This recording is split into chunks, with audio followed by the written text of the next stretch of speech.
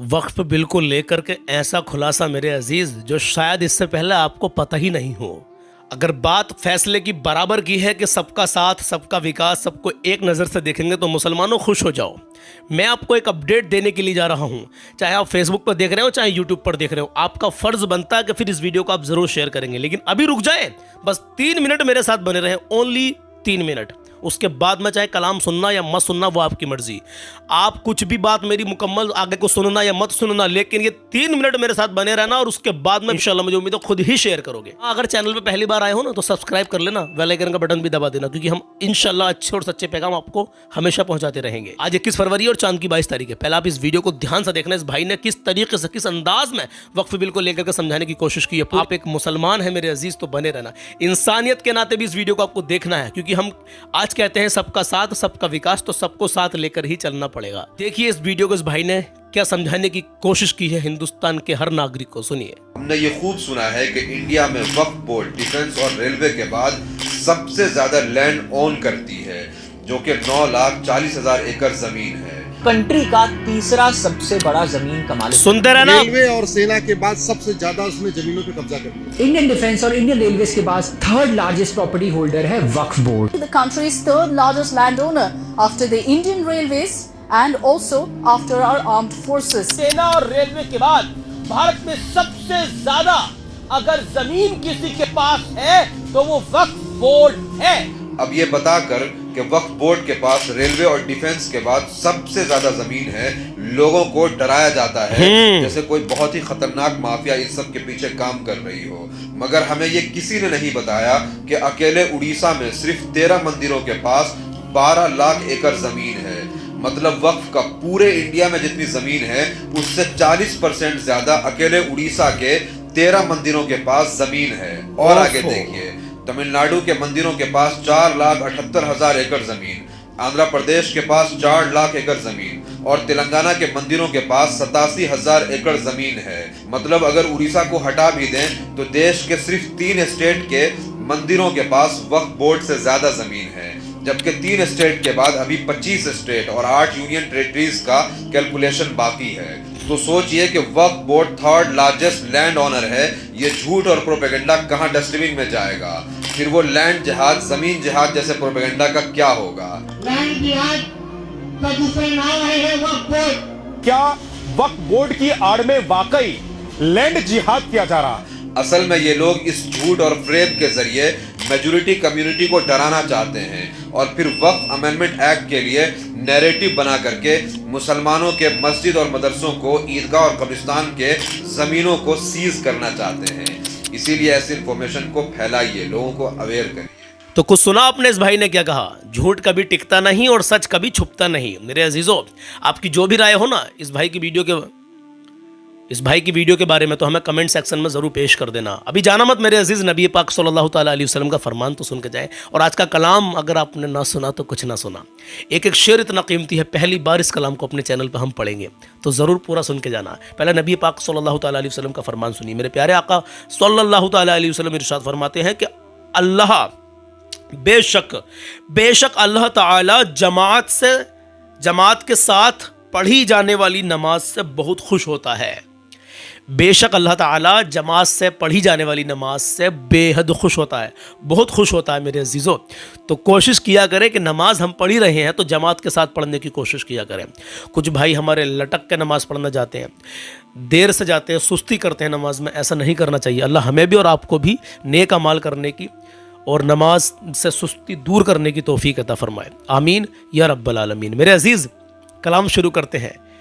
रुके रहना, मुकम्मल मेरे साथ इस कलाम में बने रहना। अगर यहाँ तक आप रुके रहे हो तो हमारा जो तलबीना है अल्हम्दुलिल्लाह वो मार्केट के अंदर बहुत जल्दी आने वाला है। उसकी लॉन्चिंग की जो डेट है मैं आपको थोड़ा सा इशारा देता हूँ, 28 फरवरी से पहले इंशाल्लाह ताला वो लॉन्च हो जाएगा। और जिस दिन वो लॉन्च हो जाएगा उस दिन हम आपको मुकम्मल बताएंगे कि अब आपको कैसे ही अपने घर तक मंगवाना है। ठीक है इंशाल्लाह अज़्ज़ वजल। तो आप दुआ फरमाएं, आपकी दुआओं की ज़रूरत है मेरे अजीज़ों। आइए मेरे अजीज़ कलाम शुरू करते हैं, लेकिन उससे पहले जो मैसेज हमेशा आपको देता हूँ कि अपने माँ बाप की इज़्ज़त करो, कभी किसी का दिल मत दुखाना, अपना हुस्न और अखलाक अच्छा बना के रख लो। अल्लाह और उसके रसूल की मोहब्बत दिल में बसा लो, नबी की ये प्यारी सुन्नत चेहरे पे सजा लो। बड़ी बरकत है इसकी मेरे अजीज़। नमाज मेरे प्यारे आका सल्लल्लाहु ताला अलैहि वसल्लम की आंखों की ठंडक है, तो नमाज कायम करो। और मेरे अजीज़ अपना हुस्न और अखलाक हमेशा अच्छा बना कर रखो, ताकि सामने वाला आपको देख करके भी, आपकी सूरत देख करके भी खुश हो जाए कि यार बड़ा अच्छा है, बड़ा प्यारा है, बड़ा सच्चा है। ये मुसलमान की शान है मेरे अजीज़। अपने घर परिवार में भी आप एक दूसरे को समझने की कोशिश किया करें। ये शैतान जो होता है ना, शैतान ये लड़ाई करवा देता है, एक दूसरे का खोपड़ा फुटवा देता है मेरे अजीज़ों। अब क्या होता है कि बर्दाश्त नहीं है हमारे किसी मुसलमान भाई को, आपस में एक दूसरे की बर्दाश्त नहीं है, भाई को भाई की बर्दाश्त नहीं है मेरे अजीज़। अब कभी गौर व फिक्र करना, कभी कोई मतलब गुस्सा आ जाए तो आप ये गौर व फिक्र करना कि ये शैतान है। हाँ, पहलवान वो नहीं है जो किसी को पछाड़ दे, बदला ले ले। पहलवान वो है, अल्लाह के नबी सल्लल्लाहु ताला अलैहि वसल्लम की हदीस है, पहलवान वो है जो अपने गुस्से को कंट्रोल कर ले, अपने मतलब काबू पा ले अपने गुस्से को, और अल्लाह की रज़ा के लिए सामने वाले को माफ़ कर दे, वो है असल पहलवान। हाँ, अब दिल में और अपने दिल दिमाग को ज़रा ताज़ा करें इन बातों को लेकर के, क्योंकि हमारे आका सल्लल्लाहु ताला अलैहि वसल्लम के जो फरमान हैं उनमें बेशुमार हिकमत है मेरे अज़ीज़ों। आइए कलाम शुरू करते हैं।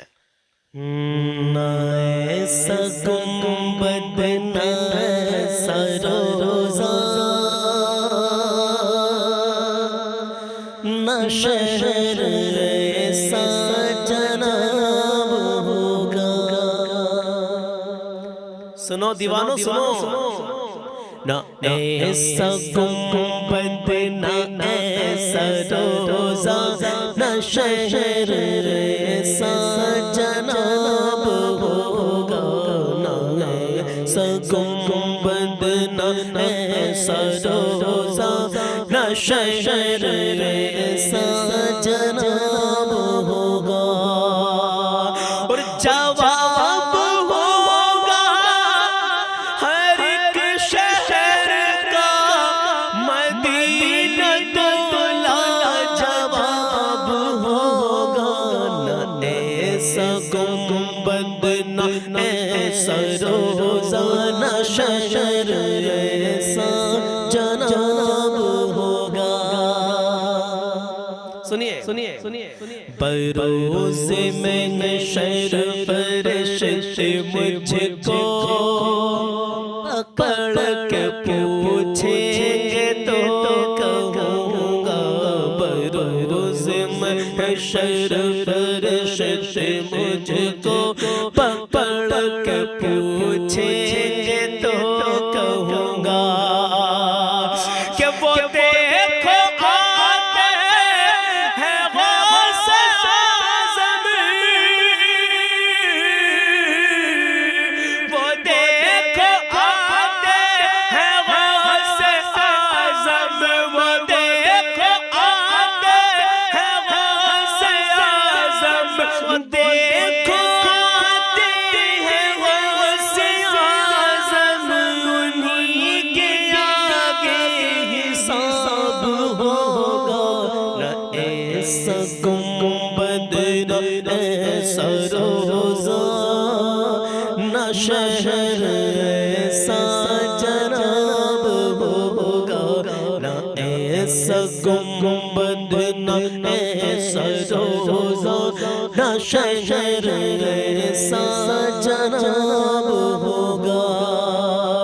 और जवाब होगा हर एक शहर का, मदीना तोला जवाब होगा, न ऐसा गुंबद न ऐसा रोज़ा, न शहर ऐसा जनाब होगा।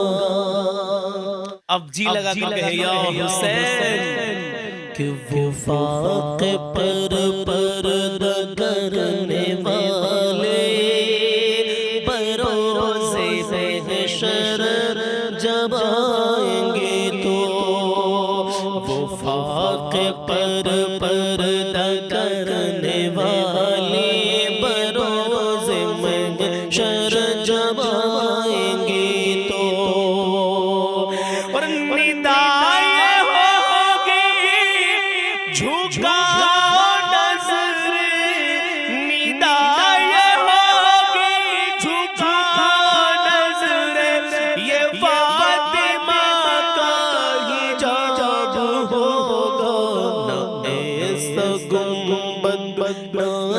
सरोज़ा न शहर ऐसा जनाब होगा, न ऐसा गुंबद न ऐसा रोज़ा, न शहर ऐसा जनाब होगा, न ऐसा गुंबद न ऐसा रोज़ा, न शहर ऐसा जनाब होगा। जवाब होगा हर एक शहर का मदीना तो लाजवाब होगा। सुनिएगा सुनिएगा सुनिएगा सुनिएगा। हुसैन वो जिसको फातिमा ने सुनाया कुरान बचपने में, हुसैन वो जिसको फातिमा ने सुनाया कुरान बचपने में, तो वो बात करबल बुलंद होकर, वो बात करबल बुलंद होकर, खुदा के पढ़ता किताब होगा, न ऐसा गुंबद न ऐसा रोज़ा, न शहर ऐसा जनाब होगा, कि वो बात करबल बुलंद होकर, खुदा की पढ़ता किताब होगा, न ऐसा गुंबद न ऐसा रोज़ा, न शहर ऐसा जनाब होगा। और सुनिए और सुनिए और सुनिए, कहें या रसूल अल्लाह, ये आती जाती हुकूमतें हैं, ये आती जाती रहेंगी, लेकिन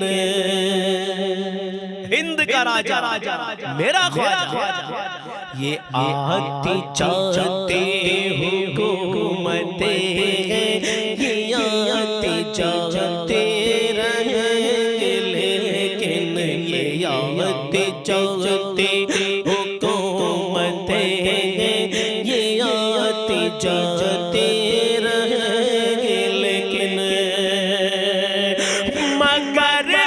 मगर वो ख्वाजा रहेगा राजा,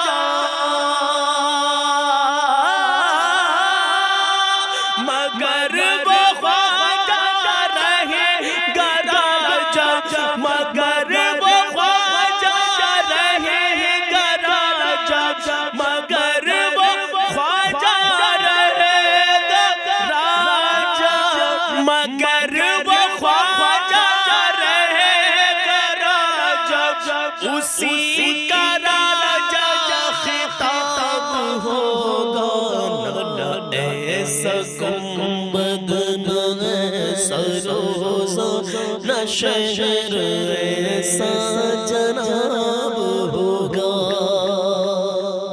अब आखिरी शेर कुछ लोग मेरे नबी के मौजज़ों सल्लल्लाहु अलैहि वसल्लम मौजज़ों समझते नहीं।